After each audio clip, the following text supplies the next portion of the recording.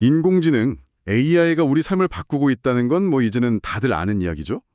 그런데 혹시 이 AI를 실제로 움직이는 물리적인 기반, 그러니까 그 데이터 센터를 짓는 일이 대체 얼마나 거대한 프로젝트인지 생각해 보신 적 있으세요? 아마 대부분은 그냥 뭐 큰 빌딩에 컴퓨터가 엄청 많이 들어있는 모습? 그 정도를 상상하실 겁니다. 저도 사실 그랬거든요. 그런데 마냥 제가 지금 빅테크 기업들이 벌이고 있는 이 AI의 인프라 구축이요.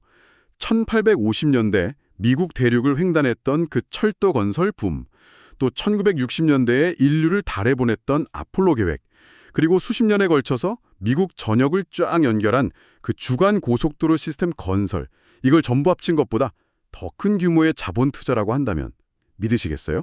솔직히 처음 들으면 약간 허풍처럼 들릴 수도 있는 이야기죠. 그렇죠. 하지만 오늘 저희가 깊이 파고들 주제의 핵심이 바로 거기에 있습니다.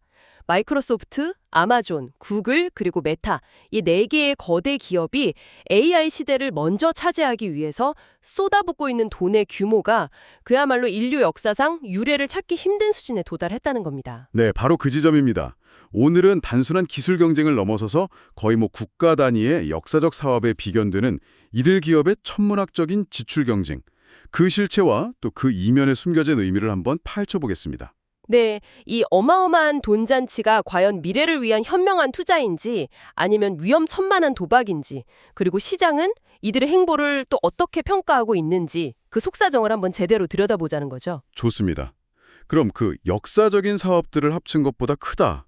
이 주장을 뒷받침할 숫자부터 좀 확인해 봐야겠어요. 솔직히 바로 와닿지를 않거든요. 구체적인 액수가 어느 정도인가요? 물론이죠. 마이크로소프트, 아마존, 구글, 메타 이 네 기업이 올해 AI 관련 인프라, 그러니까 데이터 센터와 서버에 쏟아부을 것으로 예상되는 설비 투자액 있잖아요. 네. 이걸 다 합치면 약 6,700억 달러에 달합니다. 6,700억 달러요? 우리 돈으로 환산하면 이게 거의 900조 원에 육박하는 돈인데, 와, 정말 엄청나긴 하지만 이게 어떻게 과거의 그 국가적인 프로젝트들보다 크다고 할 수 있는 거죠? 당장 100년 전의 1달러랑 지금의 1달러는 가치가 전혀 다르잖아요. 아, 바로 그 지점이 핵심입니다. 단순 액수 비교는 사실 의미가 없죠. 그래서 이런 역사적인 비교를 할 때는 당시의 경제 규모, 즉 GDP 대비 투자액의 비중을 봐야 합니다. 아, 전체 경제에서 차지하는 무게를 보는 거군요. 맞습니다. 그 기준으로 보면 정말 놀라운 사실이 드러나는데요. 19세기 후반에 미국 전역을 뒤덮었던 그 철도 건설 붐의 정점일 때도, 또 인류를 달로 보내려고 막대한 예산을 쏟아부었던 아폴로 계획도, 그리고 수십 년에 걸쳐 미국 대륙의 혈관을 만든 고속도로망 건설 사업도요. GDP 대비 투자 비중으로 따지면 지금 이 네 기업의 연간 투자액에 미치지 못합니다. 잠깐만요.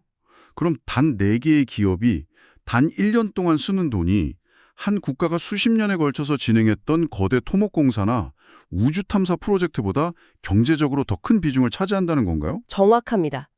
그래서 역사상 이보다 더 큰 규모의 투자를 찾아보면 사실상 단 하나밖에 남지 않습니다. 그게 뭔가요? 바로 1803년 당시 미국 대통령이었던 토머스 제퍼슨이 프랑스로부터 광활한 영토를 사들여서 하루아침에 미국 땅을 2배로 늘렸던 사건. 바로 루이지애나 매입입니다. 와, 루이지애나 매입이요? 근데 그건 국가가 영토라는 실질적인 자산을 얻은 거고, 이건 기업이 데이터 센터, 그러니까 감가상각이 일어나는 자산을 사는 건데 본질적으로 좀 다른 투자 아닌가요? 너무 과장된 비유는 아닐까요? 굉장히 날카로운 지적이십니다. 물론 물리적인 땅하고 데이터 센터는 다르죠. 하지만 21세기의 영토의 개념이 과연 무엇인지 다시 한번 생각해 볼 필요가 있습니다. 이제는 데이터와 연산 능력이 곧 국력이고 영향력인 시대거든요. 아, 이 기업들은 물리적인 땅 대신에 앞으로 수십 년간 디지털 세계의 패권을 좌우할 AI 영토를 사들이고 있는 셈입니다. 그렇게 보면 루이지애나 매입의 버금가는 문명사적인 스케일의 투자가 벌어지고 있다는 비유가 아주 틀린 말은 아닌 거죠. 듣고 보니 그러네요. 새로운 시대의 영토 확장 전쟁? 이렇게 볼 수도 있겠군요. 그런데 궁금한 게 대체 왜 이렇게 비싼 건가요? 데이터 센터 짓는데 900조 원이나 든다는 게 상상이 잘 안 돼서요. 좋은 질문입니다. 우리가 쓰는 일반 컴퓨터하고는 차원이 다르기 때문입니다. 이 데이터 센터 안에는 AI 연산에 특화된 아주 고가의 반도체, 즉 GPU 칩이 수십만 개씩 들어가요. GPU요? 네, 엔비디아의 최신 GPU 칩 하나가 고급 승용차 한 대 값이랑 맞먹는데 그걸 도시 하나를 채울 만큼 사서 24시간 내내 엄청난 전기를 써가면서 돌린다고 한번 상상해 보세요. 건물, 전기 설비, 냉각 시스템까지 합치면 비용이 기하급수적으로 늘어날 수밖에 없죠. 와, 고급차 수십만 대를 사서 24시간 엔진을 돌리는 셈이라니 정말 엄청나네요. 그럼 이 막대한 돈은 대체 다 어디서 나오는 겁니까? 이렇게 큰 돈이면 외부에서 대규모 투자를 유치해야 할 것 같은데요. 놀랍게도 그게 아닙니다.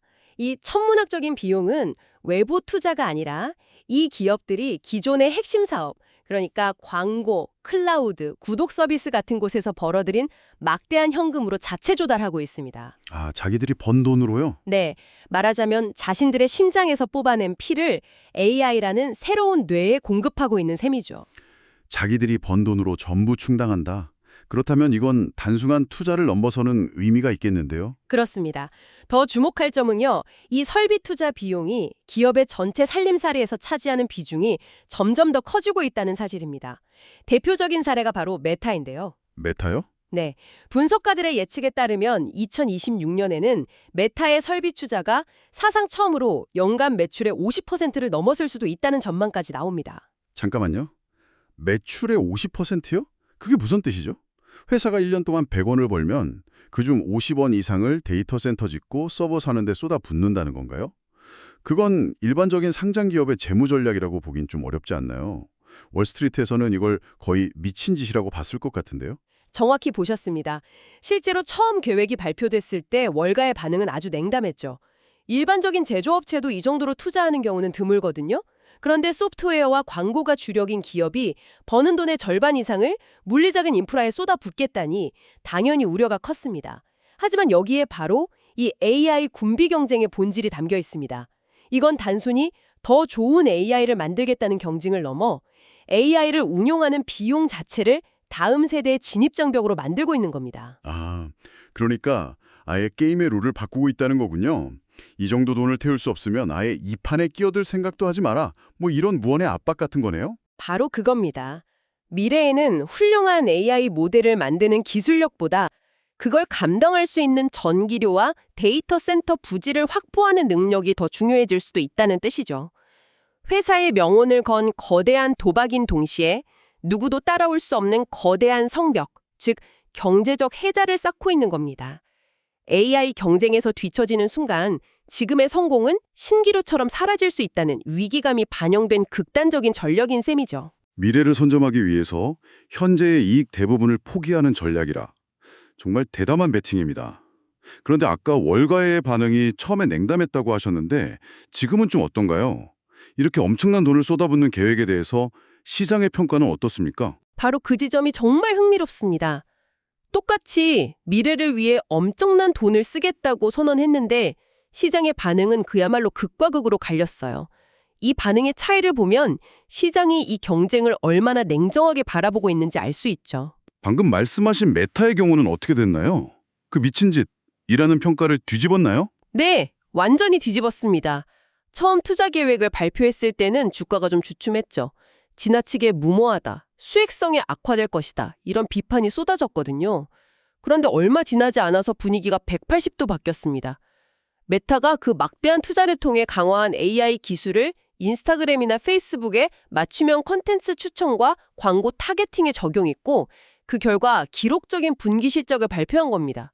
광고 매출이 폭발적으로 늘었군요. 네, 바로 그거죠. 말로만 미래에 투자한다고 한 게 아니라 그 투자가 어떻게 그리고 얼마나 빨리 돈이 되는지를 눈에 보이는 숫자로 똑똑히 증명해 보인 거군요. 그렇습니다.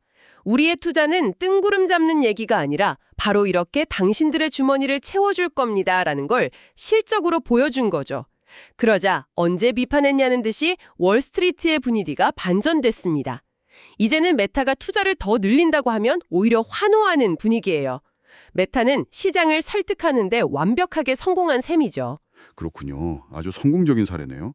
그럼 반대의 경우 그러니까 시장의 외면을 받은 사례도 있습니까? 있습니다. 바로 아마존입니다. 아마존은 클라우드 서비스인 AWS를 통해서 AI 인프라 경쟁의 핵심 플레이어 중 하나잖아요. 그렇죠. 이 아마존이 올해 설비 투자를 작년보다 거의 60% 가까이 늘려서 2천억 달러, 우리 돈으로 약 270조 원을 쏟아붓겠다는 계획을 발표했습니다. X만 보면 메타보다 훨씬 더 큰데요. 아마존은 원래부터 장기적인 관점에서 대규모 투자를 하는 걸로 유명한 회사 아닌가요? 시장도 당연히 긍정적으로 반응했을 것 같은데요. 그럴 것 같지만 결과는 정반대였습니다. 투자자들의 반응은 아주 냉담했어요. 메타처럼 미래 성장을 위한 투자로 받아들여진 게 아니라 통제 불가능한 비용 부담이라는 위험 신호로 인식된 겁니다. 발표 바로 다음 날 아마존의 주가는 급락했고 시가총액이 하루 만에 무려 1240억 달러나 증발해버렸습니다. 1240억 달러요? 하루 만에 우리나라 대기업 몇 개가 그냥 사라진 거네요. 똑같이 AI에 투자하겠다는 건데 왜 이렇게 반응이 다른 거죠? 여러 분석이 있지만 크게 두 가지로 볼 수 있습니다. 첫째는 투자의 명확성입니다. 메타는 그 돈을 어디에 써서 어떻게 돈을 벌지가 비교적 명확하게 보였습니다. 인스타그램 광고 수익 증대라는 확실한 결과물이 있었죠. 반면 아마존의 투자는 AWS 클라우드 인프라 전반에 걸친 투자라 당장 어떤 서비스로 어떻게 수익을 극대화할 것인지에 대한 그림이 상대적으로 모호하게 비춰졌을 수 있습니다. 그리고 둘째, 투자자들의 기존 우려입니다. 당시 시장에서는 이미 아마존의 핵심 수익원인 AWS의 성장세가 둔화되는 것 아니냐는 우려가 있었는데 그 상황에서 비용만 급격히 늘리겠다고 하니 불안감이 증폭된 거죠. 결국 아무리 거대한 비전을 제시해도 투자자들이 납득할 수 있는 구체적인 청사진과 신뢰를 주지 못하면 오히려 독이 될 수도 있다는 거군요. 같은 도를 써도 어떻게 스토리를 전달하느냐에 따라 천국과 지옥을 오갈 수 있네요. 맞습니다. 이들 빅테크 기업들은 단순히 기술 개발 경쟁만 하는 게 아니라 자신들의 비전을 투자자들에게 설득하고 믿음을 심어줘야 하는 또 다른 차원의 치열한 경쟁을 벌이고 있음을 보여주는 대목입니다. 자, 오늘 이야기 정말 흥미진진하네요. 정리를 한번 해보겠습니다. 오늘 우리는 빅테크 4개사의 AI 인프라 투자가 19세기 미국 영토를 2배로 늘렸던 루이지애나 매입에 버금갈 만큼 역사적인 규모의 대역사라는 점을 확인했습니다. 그리고 이 투자는 기업 스스로 벌어들인 막대한 이익을 재투자하는 방식이고요. 연 매출의 절반 이상을 쏟아붓는다는 점에서 각 기업의 명운을 건 거대한 베팅이라는 점도 짚어봤습니다. 네. 단순히 기술 우위를 점하려는 것을 넘어서 아예 후발주자들이 따라올 수 없는 자본의 성벽을 쌓고 있는 것이라는 분석도 나눴죠. 마지막으로 이 엄청난 도박에 대해서 시장의 평가는 극명하게 엇갈린다는 점도 살펴봤습니다. 메타처럼 가시적인 성과로 시장의 환호를 이끌어내기도 하지만 아마존의 사례처럼 때로는 차갑게 외면받으면서 하루아침에 엄청난 기업 가치를 잃기도 한다는 사실. 이걸 통해 이 경쟁의 엄청난 불확실성을 엿볼 수 있었습니다. 이 모든 상황은 결국 우리에게 아주 근본적이면서도 중요한 질문 하나를 던집니다. AI 기술 경쟁에 참여하기 위한 기본 참가비가 인류를 달에 보내는 프로젝트보다 더 비싸진 이 시대에 과연 오늘 우리가 이야기한 이 4개의 거대 기업 외에 다른 누군가가 의미 있는 경쟁을 펼칠 수 있을까요? 생각해보지 못했던 질문이네요. 이미 게임은 끝난 걸까요? 수백조 원 규모의 자본이 지배하는 이 AI 군비 경쟁의 끝에서 기술 혁신은 과연 어떤 모습으로 우리 앞에 나타나게 될까요? 소수의 승자가 모든 것을 독식하고 그들의 인프라 위에서만 혁신이 허락되는 그런 미래가 올 수도 있습니다. 반대로 이 거대한 인프라가 오히려 또 다른 새로운 혁신의 기회를 만들어내는 토양이 될 수도 있겠죠. 이 거인들의 전쟁이 과연 인류에게 어떤 미래를 가져다 줄지 한 번쯤 깊이 생각해 볼 문제입니다.